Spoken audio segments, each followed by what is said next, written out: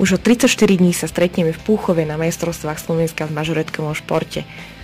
V STC aréne budú prebiehať choreografie pochodového defile Baton, pompom a klasické mažoretky. Hneď vedľa STC arény sa nachádza futbalový štadión a za nimi zimný štadión, na ktorom budete môcť vidieť všetky súťažné vystúpenia pódiových choreografií malých aj veľkých formácií. Počas celých majstrovstiev Slovenska v mažoretkovom športe máme zabezpečené živé vysielanie, preto nezabudnite odobrať tento YouTubeový kanál, aby ste vedeli, čo sa deje v Púchove od 3. do 5. mája.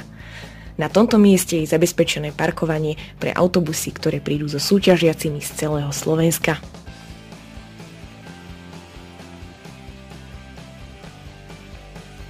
Naľavo sa nachádza futbalový štadión a napravo zimný štadión. V obidvoch týchto štadiónoch máme zabezpečené šatne pre súťažiacich. Na zimnom štadióne budú prebiehať pódiové choreografie, malé aj veľké formácie. V tomto areáli budú stánky s občerstvením a taktiež atrakcie pre deti. No a v centre voľného času prebiehajú všetky prípravy na majstrovstvá Slovenska v mažoretkovom športe. Tešíme sa na vás. Nenechajte si to ujsť.